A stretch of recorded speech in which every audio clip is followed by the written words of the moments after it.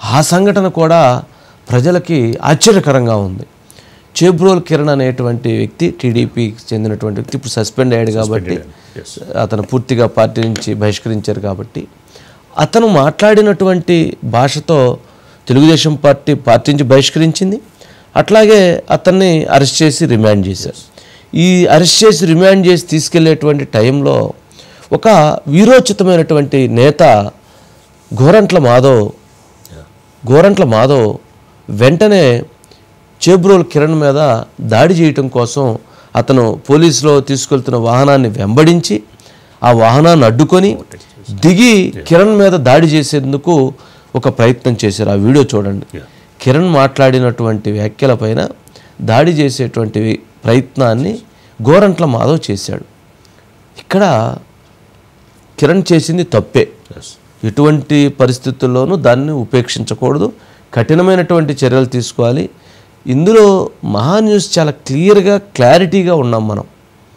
మేము ఫస్ట్ నుంచి కూడా ఎవరు ఇటువంటి భాష మాట్లాడినా తప్పే, ఎవరు ఇటువంటి పదాలు ఉపయోగించినా, మహిళలను విమర్శించినా, మహిళల్ని తిట్టినా తప్పే. అది ఆ పార్టీ అయినా ఉపేక్షించం, అది ఈ పార్టీ అయినా ఉపేక్షించం, అది ఏ పార్టీ అయినా కూడా ఉపేక్షించం.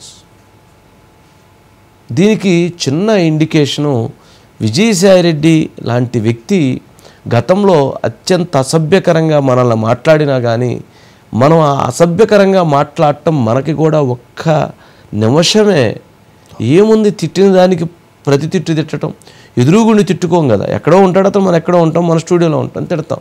మనం రోజు మొత్తం కూడా తిట్టచ్చు, కానీ మనం తిట్టల. సంస్కారం తెలియజేశాం, సభ్యత తెలియజేశాం.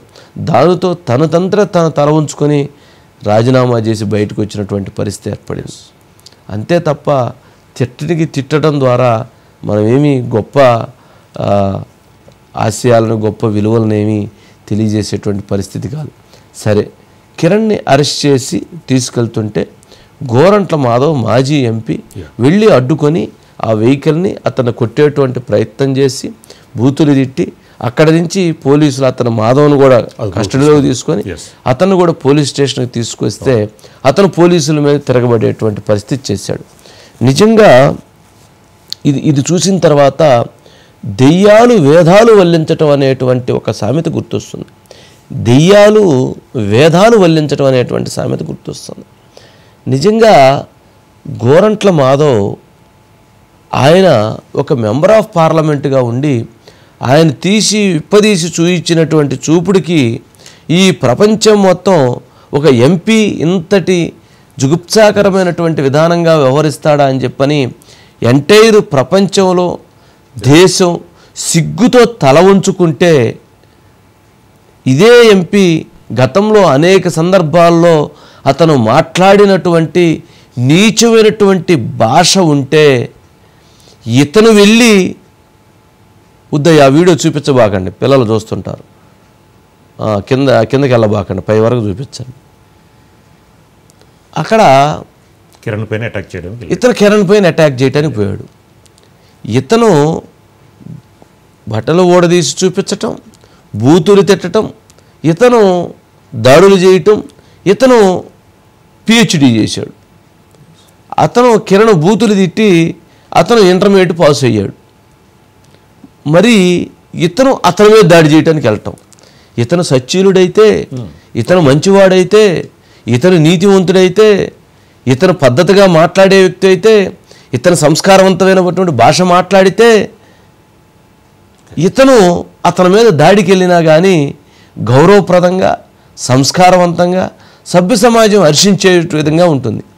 ఇతను మాట్లాడేటువంటి భాషే, ఇతను చేసేటువంటి ప్రవర్తనలే, ఇతను చూపించేటువంటి చూపుడే అత్యంత ఘోరమైందైతే ఈ ఘోరమైనటువంటి వ్యక్తి ఇంకొక ఘోరమైనటువంటి వ్యక్తి మీదకి దాడికి వెళ్ళటం అనేటువంటిది నిజంగా కొంచెం సిగ్గుతో ఉన్నటువంటి పరిస్థితి ఉందేమో అనిపిస్తుంది.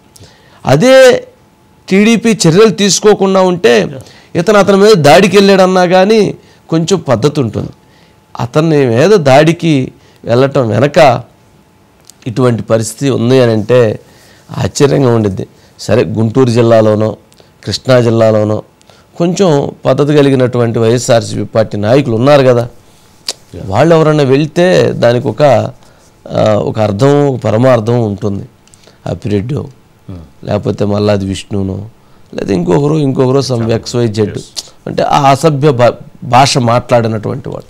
కానీ ఇటువంటి భాష మాట్లాడేటువంటి వ్యక్తి ఇతను మళ్ళీ వెళ్ళటం అని అంటే నిజంగా ఇది ఏ రకంగానూ ఇది సహించేది కాదు. అతనికి ఏ శిక్ష అయితే పడిందో ఇతనికి కూడా అటువంటి శిక్ష వేయాల్సినటువంటి పరిస్థితి ఉంది అనేది అర్థం చేసుకోవాలి.